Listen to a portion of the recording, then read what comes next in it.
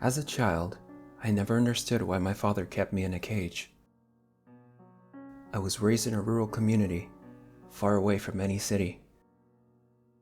My dad was an arborist, and my mom left before I can remember. For the most part, I spent my childhood isolated from other children. We would go to church sometimes, but rarely interacted with other community members.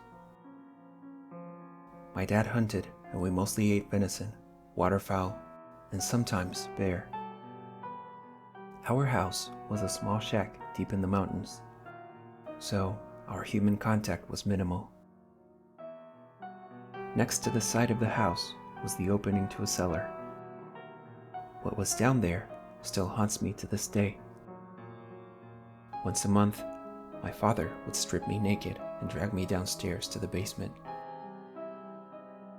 When I was young, I cooperated with his demands, but I became more defiant as I aged. "No, Dad, you're not going to take me down there." I kicked and screamed. On occasion, I bit and scratched him, making him bleed profusely.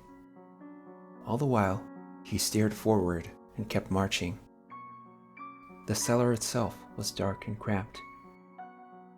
He would throw me in and lock the door behind me. In the corner was an animal cage about 6 feet tall, with a 5-foot by 4-foot base. In the dark, I could make out what looked like bones scattered across the floor of the cellar. I banged on the cage and begged him to let me free. "This is for your own good," he often said. He never made eye contact with me on these occasions. He simply locked me in my cage, walked up the stairs, and shut the cellar door, leaving me in darkness. The light that entered the room was so faint that even when my eyes had adjusted to the dark, I still could not make up the contents of the room. Those nights were horrid. At first, I felt a mild sensation of hunger, which soon turned into ravenousness. My mind would then lose the sense of physical language and turn into nothing but primal feelings. Anger, aggression, and a predatory sense of vengeance consumed me, and my mind became numb to anything resembling the human intellect. Lastly, I recall the bodily contortions. My bones felt as if they were being stretched by an external force. Every single inch of my being ached. I was always able to briefly endure the pain until the external force became too much, and I was reduced to spasms on the floor. My limbs soon took on a mind of their own until I could no longer control my body. After this, I could recall nothing except a numbing neural force that reduced my consciousness to nothing but void. And then, nothing. The following morning, my father would come down and awaken me. He woke me up the same way every time, gently nudging me until I regained consciousness. I always found myself draped in a warm kilt and a pillow to rest on my head. "It's over," he often said. "You can finally rest," as he led me out of the cage and into the light of day. I always recall more bones in the basement than the night before. This monthly cycle continued for years, and we barely mentioned these occurrences in our daily life. If I ever brought up the subject, his mood would suddenly change from his typically calm demeanor to one of extreme anger. "Never ask me about that." His face would turn red during these outbursts. "We don't talk about that. Do you understand?" It was the elephant in the room that never left. Under each conversation, we both knew that the other had it on the brain. Yet, I soon learned it would be unfruitful if it ever reached the surface. Years passed, and I soon decided that I had reached my limit with this abuse every month. I began tracking the nights where he would take me down to the cellar, and I learned that this occurred every 27 days. On the 26th day since my last caging, I ran away from home a few days before my 18th birthday. I woke up at 3:30 a.m. with my bags already packed. I knew that if I cut straight through the woods, I could walk east until I reached the town. By the time I got to the town, I would be 18 years of age, and I would catch the nearest bus and leave my father forever. I got out my compass and made my way east. The woods were still dark that early in the morning, but I knew it would give me a several-hour head start from my father, who woke up at 6 sharp. I knew that if I didn't go in a perfectly straight line, there was a road that went north that I would come across, and I could follow that to town. I also could hitch a ride with one of the truckers on that road and drive my way to freedom. The sun rose, and soon my path was lit before me. The shrubbery was thick, and I often found myself crawling under bushes and cutting my way through wide spots. While the landscape was difficult to traverse, I had an easy time walking in the correct direction. The sun began to set, and I felt a sense of dread. This was the first time I would not have been caged during those painful sensations. I then wondered if my father had indeed been looking out for me when he locked me up. "You idiot," I said to myself. I covered my face and screamed. I had no idea what happened during those nights, because I was unconscious during most of them. Perhaps Dad was only doing what was best for me. How could you be so stupid? I punched a nearby tree and stamped my foot in anger. It occurred to me that if I hurried, maybe I could make it back in time. Most of my path was clear, and I thought Dad could have been following me, and he would know what to do. I turned around and started running in the opposite direction as fast as I could. I was already well worn out from the day's hike, but I knew I needed to push forward.